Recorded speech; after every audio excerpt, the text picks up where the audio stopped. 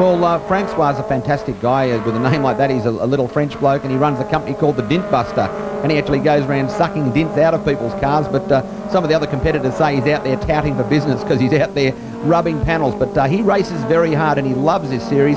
Said the cars are great. He's having an absolute ball, and you can see the cars coming down off the notorious O'Brien dogleg. But look at that. Ginadassa has had the massive understeer. He actually outbraked himself, and you can see how he's lost all of his corner speed, and that's going to allow Fulton through in the number 22 car. Yeah, he pulled himself out of that one quite well, though. He could have quite easily stuck it in the wall there, but just managed to scrape it off the drive on milk sign, and Fulton slipped through, as did Young. Boy, he lost a lot of time there, but you can see Fulton now starting to wind it up, locking up the inside wheel. Luffy does get very light, that back left through that part of the circuit, doesn't it? Very much so. That with the brake force going towards the front, that's why they've got these massive brakes on the front. The cars have got such stiff rally art suspension, it tends to cock the back wheel up in the air. Not a drama at all being a front drive car. You've got to really drive it on the throttle. The secret with these cars is that you've got to be what we call aggressive, but it's got to have controlled aggression. If you go in and you start going on and off the gas pedal, these cars get incredibly loose. And some of the drivers, particularly off the bridge here, where they're absolutely flat chat, you can see there the Fulton car having a little bit of a slide, the back end moving around. The key is keep your foot buried into it. Now, the bridge coming off there, that right-hander, is it blind? Can you see the apex?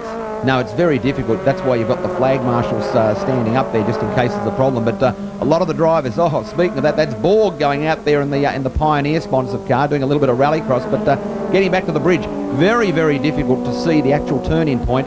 And it takes a little bit of sort of, I suppose, experience to get off there. And that's probably where Warren Luff has got a lot of home track advantage, because runs all the advanced driving programs out here, and he's got a lot of home track advantage. But have a look at this.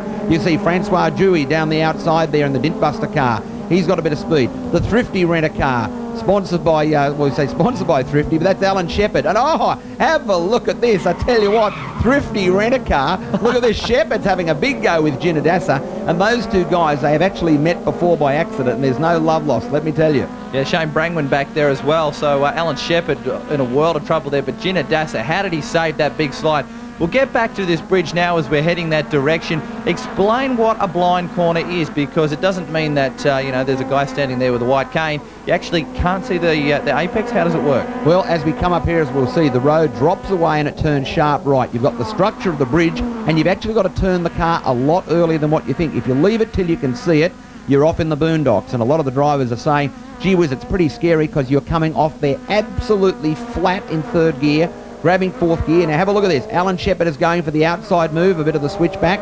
He is probably one of the most, let's say, underrated drivers in the series. Just giving Ginadassa a little bit of a love tap in the back and a rub. And I'll tell you what, he's going to look for the inside move. No, he's going for the inside, the outside. Make your mind up, Shepherd. He's definitely not thrifty at the moment. He wants that lead. And, a little touch of the brake lights. And also another rub on the back of Jan Ginadassa. Well, that touch on the brakes really cost him. You saw him slam his hands down on the wheel. He might have missed a gear because he had just got round right up by Brangwyn, and it looks like we've got another pass on the outside here, and Shepherd's gone back 2 spots. He's got to be very upset. No, he doesn't want it to be 2 spots. He just shoved that thrifty car down the inside, but he certainly lost a place to Brangwyn. Well, that was Lawson that tried that very sort of exciting move, but the thrifty man, Alan Shepherd, he's having no part of this. He says no way in the world. But look at this, up the inside of Brangwyn. Brangwyn does the switchback. I'll tell you what, you mentioned before he banged the steering wheel. I'll tell you what, Alan is one of the most fiery little blokes out there, an incredible businessman, got a very successful business,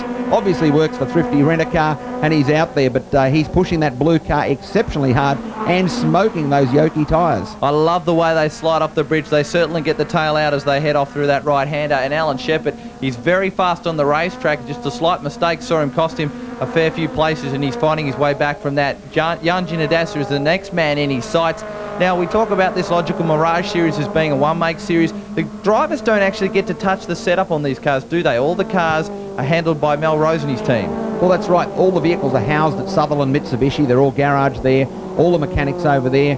They're under strict instructions. They all run the same wheel alignment settings.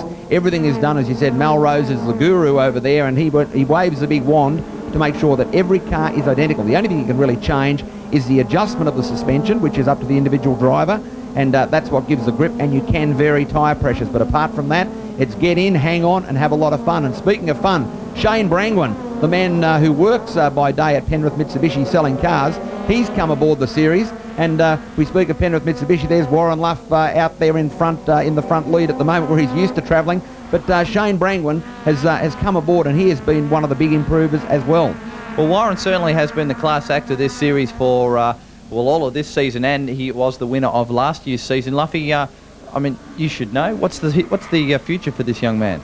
Well, he's obviously looking to move into V8 supercars, and we're out there sort of naturally talking with the different teams, because it's very important that you keep advancing yourself and moving forward. But the man on screen at the moment, Gavin Harvey, he is also a very, very much talented driver, and came second in last year's series. But on screen now we've got Dean Evans powering through there in the Fast Fours car. These front three guys, I tell you what, there's nothing in it with driving ability. They're all exceptionally talented, and it's just really who gets the break. Warren was very fortunate, got a good start, cleared out in the lead, and that's where he's very, I suppose, skilled. He can push really hard right from the beginning.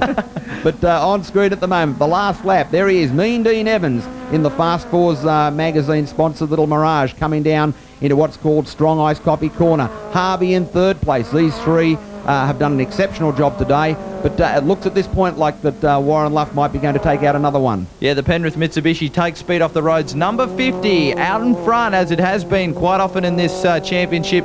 Warren Luff will take the checkered flag and win the first race of the day for the third round of the Logical Mirage Series.